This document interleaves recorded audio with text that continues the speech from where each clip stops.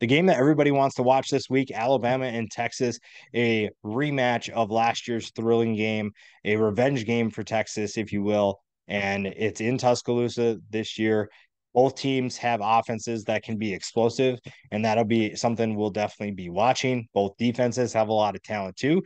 So this game has plenty of matchup opportunities, matchups to watch, and there's a lot of players that have a future in the NFL. And this will be a game that could help their draft stock or hurt it. We'll talk about a ton of players today in terms of who you need to watch, who is someone you need to keep an eye on. And we'll start with this element is the revenge game for Texas. I think Texas fans feel that they had a chance to win the game multiple times last year. And if not for Quinn Ewers getting hurt, I think Ewers, if he was able to stay healthy, maybe makes the difference where Texas is able to win that game. But even without him, they were still close. Hudson Card came in and tried to keep things close. It's just they didn't have the same firepower. And I want to say that you can make an argument that Ewers' injury really took the win out of Texas sails. So what they get a second chance. Quinn Ewers gets a second chance to showcase what he can do, and he's going against a quarterback in Jalen Milroe who showed a strong showing as a passer last week. I think that he is a good athlete that can run, but it's his arm that will make a big difference. And I think a lot of people are have some concerns now that you don't have Bryce Young on campus, now that he has gone to the Carolina Panthers. What does Jalen Milroe do to help this team open things up as a passer?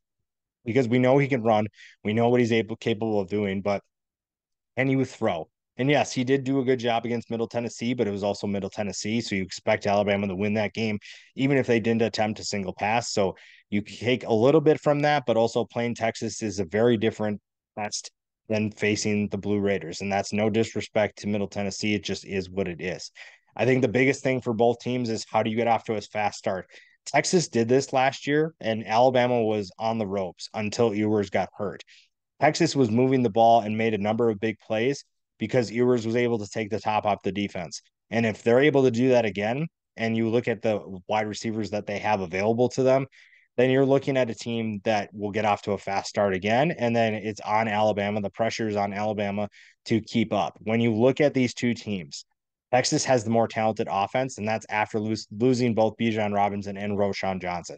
I think Quinn Ewers is one of the best quarterbacks in college football. You get to throw to a guy like Xavier Worthy, who gave Alabama fits last year, and there were some misses, but there are also some big gains for Ewers and Worthy. And if they're able to do that again, this will be a long day for Alabama. And Alabama, I think the biggest matchup has to be Kool-Aid McKinstry against Xavier Worthy. How do those two match up? And if they don't match up very much, then you're looking at a potential to face someone else that's really good. I think that this is a Alabama team that is loaded in the secondary, and they're it's a defense that's looking to take a step forward. Not because they were horrible, it's because they just weren't up to Alabama standards. So how do they find a way to improve? And you're facing a Texas offense that's loaded. Yes, the running backs are gone, but you still have Jonathan Brooks, you still have CJ Baxter, and then the pass catchers are nuts. Xavier Worthy, we talked about Jordan Whittington, Isaiah Nair, and Donnie Mitchell. You also have tight end Jadavian Sanders because there's plenty of options, and Nick Saban and his staff know who they have to defend.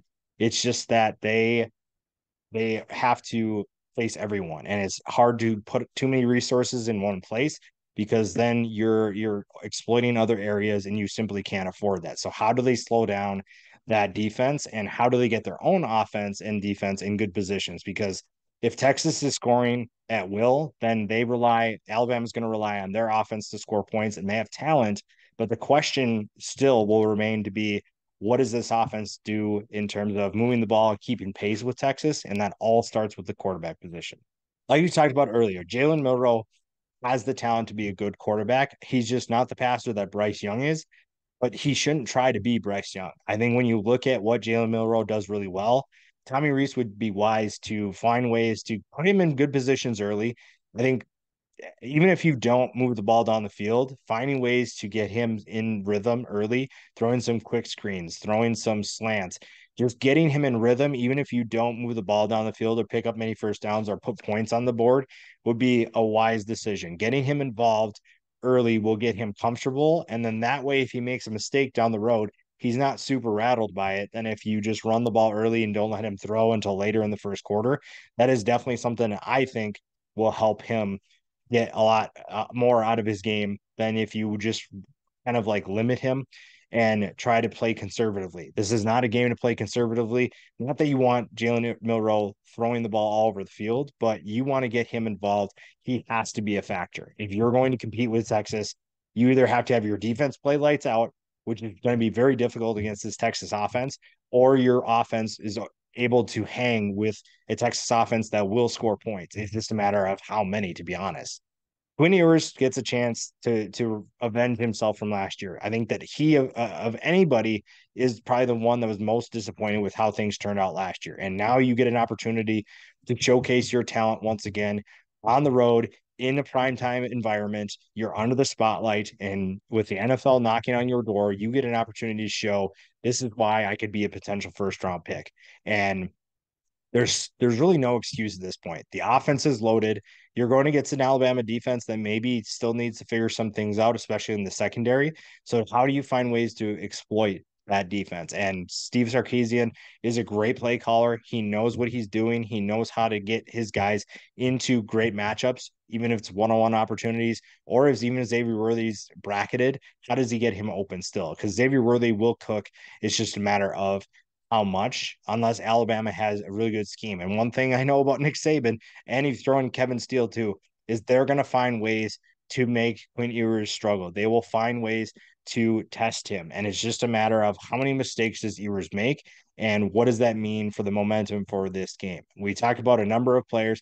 I think the matchup that I really am excited to watch is Kelvin Banks versus Dallas Turner. Dallas Turner now gets an opportunity to be the dude now that Will Anderson is off to the NFL, and he faces a potential first round pick in Kelvin Banks. Kelvin Banks is an absolute freak in terms of athleticism. And now we get a chance to see what he can do against another potential first round pick. Dallas Turner is also a freak in terms of athleticism. And that'll be a matchup that I'm really excited to watch. I'm excited to see what he can do, what he's going to be able to do against Banks. And then after that, what does that mean for impacting the game? A player that I think flies under the radar who could have a big game is Jordan Whittington. I think that with all the attention on Adonai Mitchell, on Jatavian Sanders, on Xavier Worthy, it's Jordan Whittington or Isaiah Nair that could have a huge game. Maybe the running backs are also in that category, but everyone's going to be focusing on those top guys. So what do they do to step up and help out?